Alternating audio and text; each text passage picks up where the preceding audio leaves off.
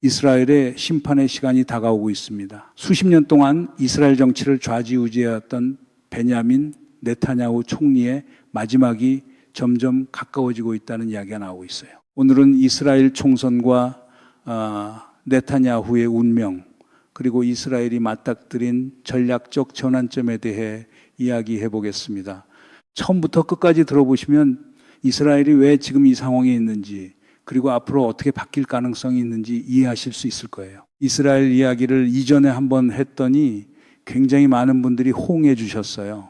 그래서 오늘 다시 깊이 있게 파고들어 봤습니다. 이스라엘 총선이 10월 27일로 예정돼 있습니다. 넉 달도 채 남지 않은 거예요. 그런데 이 날짜보다 더 빨리 선거가 치러질 가능성도 있습니다. 이스라엘 의회인 크네세트는 총 120명의 의원으로 구성되어 있는데 이 중에서 무려 106명이 조기 선거를 지지하는 법안에 지지 의사를 표명했다는 거예요. 106명이란 숫자를 한번 생각해 보세요. 전체 의석의 거의 90%에 가까운 숫자가 빨리 선거를 하자고 한 거예요. 이 정도면 더 기다릴 이유가 없다는 거잖아요. 그래서 10월 27일보다 더 빠른 시일 내에 선거가 치러질 가능성이 굉장히 현실적인 거예요. 이스라엘 정치에서 가장 중요한 숫자는 60일이에요. 120석 중에서 과반인 61석을 넘어야 집권 여당이 되는 거예요. 근데 이스라엘 유권자들이 역사적으로 어떤 정당에도 61석에 근접한 의석을 잘 안 줬습니다. 제1당인 리쿠드당도 잘해봐야 40석 정도예요. 이스라엘이 워낙 다당제 국가이다 보니까 의석이 분산되는 거예요. 그러니까 집권하려면 반드시 연정이 필요한 구조예요. 네타냐후가 그동안 어떻게 연정을 구성해 왔냐면 일반적인 야당들과 관계가 좋지 않았기 때문에 극우 종교 정당들과 손을 잡아온 거예요. 이 조합이 지금까지는 유지됐는데 이제 그 균열이 생기기 시작한 거예요. 이 연정 구조가 왜 문제냐면 극우 종교 정당들의 요구가 이스라엘의 전쟁 수행 능력과 충돌하기 때문이에요. 전쟁 중에 병력이 부족한데 하레디를 징집하라는 요구는 그 구 종교 정당들이 절대 받아들이지 않아요. 이 정당들의 지지 기반이 바로 하레디거든요. 연정 유지를 위해서는 이 요구를 들어줘야 하는데 그러면 전쟁에서 필요한 병력을 동원하지 못하는 모순이 생기는 거예요. 네타냐후가 이 모순을 어떻게 해결할 수 없는 상황에 빠진 거예요. 핵심 문제는 하레디 징집입니다. 하레디는 정통 유대교를 믿는 신자들이에요. 이 사람들이 지금 이스라엘 전체 국민의 15% 수준이 됐어요. 인구가 계속 늘고 있어요. 사실 이스라엘은 OECD 국가 중에서 합계 출산율이 가장 높아요. 하레디 신자들이 평균 자녀 수가 굉장히 많기 때문이에요. 이 사람들이 토끼처럼 낳는다는 표현이 나올 정도예요. 현재 징집 연령에 도달한 하레디가 6만에서 8만 명 수준으로 추산돼요. 전쟁 중인 이스라엘 방위군 입장에서 이 인원은 굉장히 중요한 병력이에요. 한 명 한 명이 아쉬운 상황이거든요. 그런데 실제 징집 비율이 2%밖에 안 돼요. 극렬하게 거부하고 있는 거예요. 징집 사무소와 국방부 앞에서 격렬한 시위까지 벌이고 있는 상황이에요. 올해도 계속 시위가 이어지고 있어요. 이스라엘 대법원이 여기에 칼을 댔습니다. 그동안 하레디에게 주어지던 특혜들, 군면제와 관련된 각종 혜택들이 이스라엘 기본법에 위배된다는 판결을 내린 거예요. 영유아 지원, 학비 지원 같은 것들도 군복무를 하지 않은 하레디에게 지급하는 건 위법이라는 거예요. 이스라엘 일반 국민들 입장에서는 당연한 판결이에요. 나는 군대를 가서 목숨을 걸고 있는데 왜 저 사람들은 군대도 안 가면서 국가 지원까지 받고 있냐는 거예요. 이미 여러 계층이 부담을 지고 있는데 한 집단이 계속 빠져나가는 건 형평성 문제예요. 그런데 네타냐후의 연정 파트너인 극우 종교 정당들은 이 판결을 인정할 수 없다는 입장이에요. 하레디를 징집하는 것 자체를 반대하는 거예요. 이게 네타냐후의 연정 내부에서 가장 큰 모순이 되고 있는 거예요. 전쟁을 하면서도 극우 종교 정당의 눈치를 보느라 병력을 온전히 동원하지 못하는 역설적인 상황이 된 거예요. 이 하레디 문제가 이스라엘 사회에서 얼마나 민감한 주제인지 이해하려면 역사적 맥락을 봐야 돼요. 이스라엘 건국 초기에 홀로코스트 이후 유대교를 지키는 학자들이 매우 적었어요. 그래서 이들의 유대교 공부를 국가가 보호해줘야 한다는 명분으로 군면제가 시작된 거예요. 그때는 몇백 명 수준이었으니까 가능했던 거예요. 그런데 지금은 수만 명이 된 거예요. 예외가 규칙이 된 셈이에요. 이 상황에서 계속 예외를 유지하는 건 사회적으로 버티기 어려워진 거예요. 야당이 파고들고 있습니다. 최근에 베이차드라는 선거 연합이 만들어졌어요. 우리말로 하면 함께라는 의미예요. 여러 야당들이 이번 선거에서 연합하기로 한 거예요. 분열된 야당들이 각자 싸우면 다단계 특성상 계속 리쿠드당한테 질 수 있어요. 네타냐후가 오랫동안 이 방식으로 살아남은 거거든요. 야당을 갈라치게 하는 전략이에요. 이 선거 연합이 20석 정도까지 얻을 수 있다는 전망이 나오면서 비등비등한 경쟁이 됐어요. 연합이 조금만 더 힘을 내면 정권 교체도 가능한 상황이 된 거예요. 야당 연합의 전략이 흥미롭습니다. 리쿠드당 전체를 적으로 돌리지 않겠다는 거예요. 리쿠드당의 노선 자체는 수용 가능하고 대화도 할 수 있다고 열어두는 거예요. 단 한 가지 전제 조건이 있어요. 네타냐후란 사람만 없으면 된다는 거예요. 리쿠드당이 네타냐후를 손절하도록 유도하겠다는 전략이에요. 이게 먹히고 있는 이유가 있어요.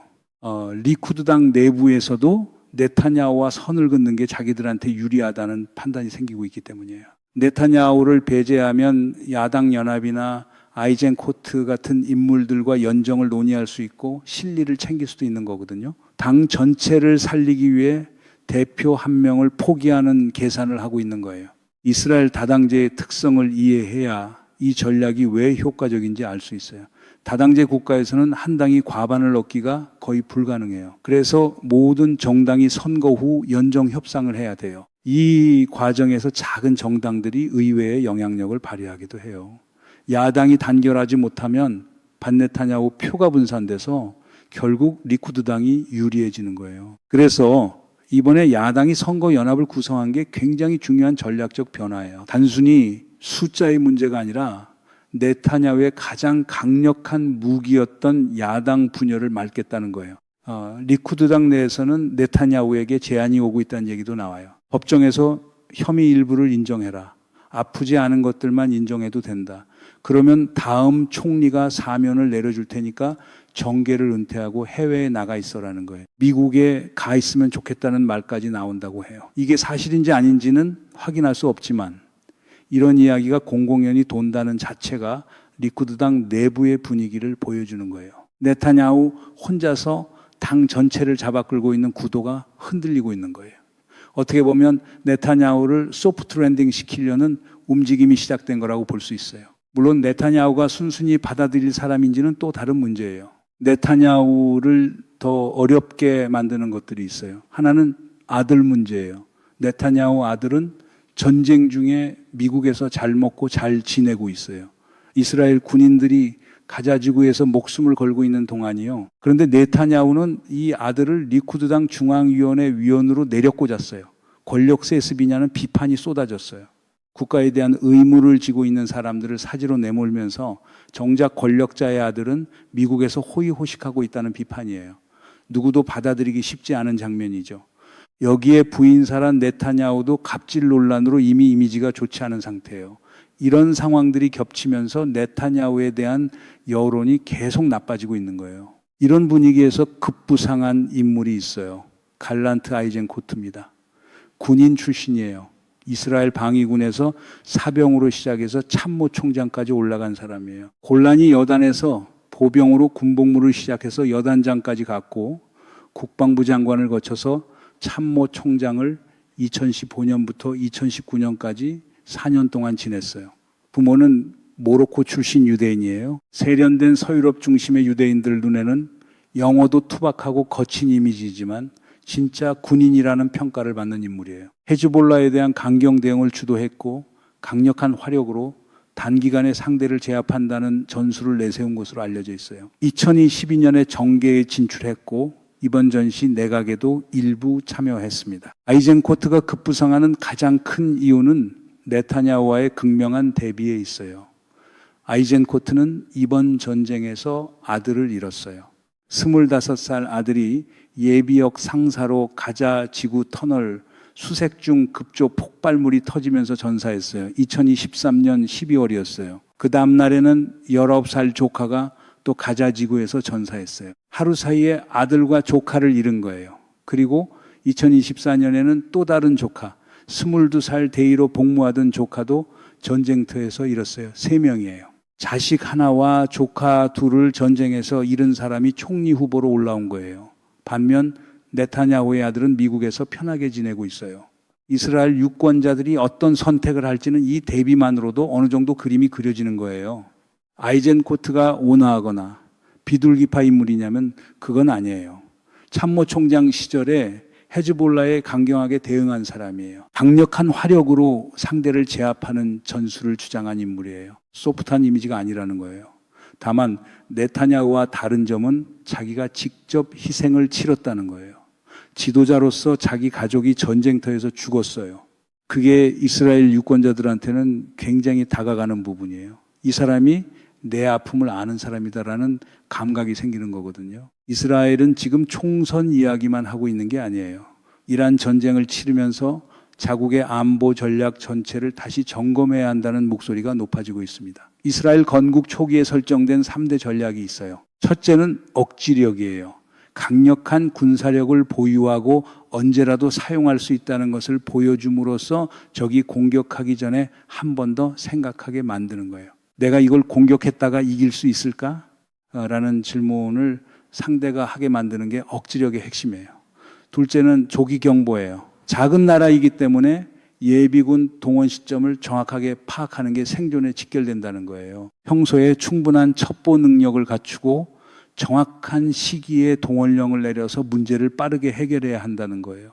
셋째는 결정적 단기 승리예요. 전쟁이 시작되면 빠르게 끝내야 한다는 거예요. 장기전은 이스라엘이 감당하기 어렵기 때문에 단기간에 상대를 제압하고 끝내야 한다는 전략이에요. 이 3대 전략에 더해서 이스라엘은 수십 년에 걸쳐 미국과의 동맹을 강화하고 사우디아라비아나 UAE 같은 핵심 국가들과의 관계를 개선하는 노력을 해왔어요. 그리고 미사일 방어 시스템 아이언돔을 발전시키고 국경 요새화 작업도 해왔어요.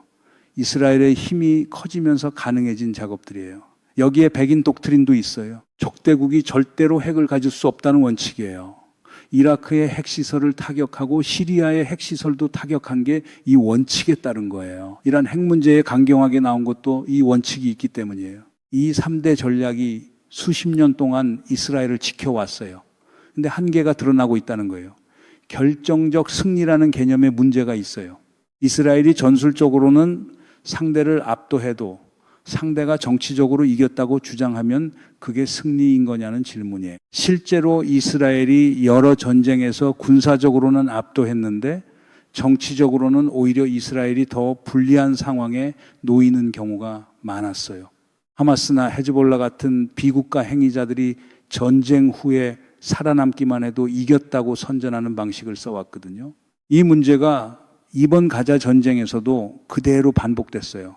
이스라엘이 군사적으로 가자 지구를 초토화했는데 하마스가 완전히 제거됐냐면 그건 아니에요. 살아남은 것만으로도 저항을 지속했다고 선전할 수 있는 거예요. 이게 이스라엘이 아직도 해결하지 못한 전략적 딜레마예요. 군사력은 강한데 그 군사력이 원하는 정치적 결과로 이어지지 않는 상황이에요. 새 정부가 이 딜레마에 어떤 답을 내놓느냐가 앞으로 이스라엘의 방향을 결정할 거예요. 이란 전쟁을 치르면서 이 3가지 문제가 더 명확한 미국 정치권의 눈치를 봐야 하는 상황이 생겼고 이스라엘의 독자적 판단이 제약을 받는 경우가 생겼어요. 이번 이란 휴전 협상에서 이스라엘이 배제된 게 그 대표적인 사례예요. 동맹이지만 미국이 자국 이익을 위해 이스라엘 없이 협상을 진행한 거잖아요. 이스라엘 입장에서는 배신감을 느낄 수 있는 상황이에요. 이스라엘 내에서도 이번 전쟁을 통해서 우리가 원하는 결과를 얻었냐는 의문이 제기되고 있어요. 네타냐후가 이런 결과를 위해 전쟁을 시작한 거냐는 비판이 나올 정도예요. 둘째, 팔레스타인 문제를 없는 것처럼 덮어두거나 아예 제거해버리겠다는 방향이 한계에 도달했다는 거예요. 팔레스타인을 다 없애버리겠다는 비현실적인 솔루션은 국제적인 고립만 심화시키고 있어요. 유럽에서도 아랍권에서도 이스라엘에 대한 시선이 달라지고 있어요. 이게 이스라엘의 장기적인 안보 환경에 악영향을 주는 거예요. 셋째, 국내적으로 하레디 징집 문제에 대한 새로운 사회적 합의가 필요하다는 거예요. 전쟁의 부담을 누가 공평하게 지느냐에 대한 답을 줘야 하는 거예요. 예전에는 하레디가 수백 명 수준일 때는 눈을 감을 수 있었지만 이제 전체 국민의 15%가 된 상황에서는 언제까지 묵과할 수 있냐는 질문이에요. 이 세 가지 과제를 어떻게 풀어나가느냐가 다음 이스라엘 지도자가 해결해야 할 가장 큰 과제예요. 수십 년 동안 이스라엘을 지켜온 또 다른 원칙이 있어요. 백인 독트린이에요. 적대국이 절대로 핵을 가질 수 없다는 원칙이에요. 실제로 이스라엘은 이 원칙에 따라 이라크와 시리아의 핵시설을 타격한 바 있어요. 이란 핵 문제에 대해서도 이스라엘이 강경한 입장을 유지해온 이유가 여기 있어요. 그런데 이번 이란 전쟁 이후 미국이 이란과 협상을 하면서 이스라엘이 원하는 수준의 이란 핵 포기가 이루어지지 않은 채 협상이 마무리됐어요. 이게 이스라엘 입장에서는 굉장히 불편한 결과예요. 백인 독트린을 유지하면서도 미국과의 관계를 어떻게 조율할 것인지 이 문제도 새 정부가 풀어야 할 숙제예요. 이스라엘이 앞으로 이란에 대해 독자적으로 군사 행동을 취할 가능성도 완전히 배제할 수 없어요. 미국이 협상으로 일단락지은 사안을 이스라엘이 독자적으로 흔들면 미국과 정면 충돌이 생길 수 있어요. 이게 다음 이스라엘 총리가 가장 어렵게 다뤄야 할 외교 과제가 될 거예요. 아이젠코트 같은 군인 출신이 총리가 된다면 이란에 대해 강경한 입장을 취할 가능성이 있어요. 근데 그 강경함을 미국과의 관계를 해치지 않으면서 어떻게 표현할 것인지가 관건이에요. 이스라엘 총선 결과가 중동 전체의 다음 판에 영향을 주는 이유가 여기 있어요. 이번 이스라엘 총선이 중요한 이유가 여기 있습니다. 단순히 네타냐후가 쫓겨나느냐 마느냐의 문제가 아니에요. 이스라엘이 앞으로 어떤 안보 전략을 선택하느냐, 하레디 문제를 어떻게 해결하느냐, 팔레스타인 문제에 대한 현실적인 접근을 할 수 있느냐, 미국과의 관계에서 독자성을 어떻게 확보하느냐, 이런 근본적인 질문들에 대한 답을 내놓아야 하는 선거예요. 네타냐후가 어떤 수를 써서 살아남을지, 아이젠코트가 실제로 총리 자리에 올라설 수 있을지, 리쿠드 당이 네타냐후와 손을 끊고 새로운 길을 선택할지, 이 모든 게 앞으로 몇 달 안에 결정될 거예요. 사실 이스라엘 총선은 단순히 한 나라의 내부 선거가 아닙니다. 이 선거 결과에 따라 중동 전체의 안보 구도, 이란과의 관계, 팔레스타인 문제의 방향이 달라질 수 있어요. 그리고 중동이 어떻게 되느냐는 에너지 가격과 연결되고 결국 우리 경제와 생활에도 영향을 미쳐요. 그러니까 이스라엘 정치를 남의 나라 이야기로만 볼 수 없는 거예요. 계속 눈을 떼지 말아야 하는 이유가 있는 거예요. 이 흐름을 앞으로도 계속 같이 지켜보겠습니다. 이스라엘 정치가 중요한 이유는 중동 전체의 안정성과 직결되기 때문이에요. 중동이 흔들리면 에너지 가격이 흔들리고 그게 결국 우리 생활에도 영향을 미쳐요. 남의 나라 이야기처럼 보여도 결국 연결되어 있는 거예요. 한 가지 더 생각해 볼 게 있어요. 이스라엘이 전략을 재평가한다는 게 어떤 의미를 가질 수 있냐면 이스라엘이 미국 의존도를 줄이고 독자성을 강화하는 방향으로 갈 경우 중동 전체의 판도가 달라질 수 있다는 거예요. 지금까지는 미국이 이스라엘을 어느 정도 통제하거나 억제하는 역할을 해왔어요. 근데 이스라엘이 독자 행보를 강화한다면 이란 헤즈볼라 하마스와의 관계에서 더 과감한 군사적 행동이 나올 수 있어요. 그게 지역 긴장을 높이고 원유 공급에도 영향을 미치는 거거든요. 이스라엘 총선이 단지 이스라엘만의 문제가 아닌 이유가 여기 있어요. 네타냐후가 결국 어떤 선택을 하느냐도 지켜봐야 해요. 그가 권력을 놓지 않으려고 어떤 수를 쓸지는 예측하기 어려워요. 지금까지 수많은 위기를 넘겨왔던 사람이에요. 부패 혐의로 재판을 받으면서도 총리직을 유지했고 여러 번의 정치적 위기를 돌파해 왔어요. 그러니까 이번에도 마지막이 될 것 같으면서도 어떤 반전을 만들어낼 가능성도 배제할 수 없어요. 근데 이번에는 상황이 다르다는 게 전문가들의 평가예요. 전쟁을 치르면서 생긴 피로감과 희생이 있고 아이젠코트라는 강력한 대안인물이 있고 리쿠드 당 내부에서도 손절 여론이 생겼어요. 이 세 가지가 겹친 건 처음이에요. 앞으로 몇 달이 굉장히 중요한 시간이 될 거예요. 이 흐름을 계속 같이 지켜보겠습니다. 오늘 이야기가 도움이 됐다면 댓글로 의견 남겨주세요. 이스라엘 총선 결과에 대해 어떻게 예상하시는지도 남겨주시면 재미있을 것 같아요. 구독과 좋아요 꼭 부탁드립니다. 감사합니다.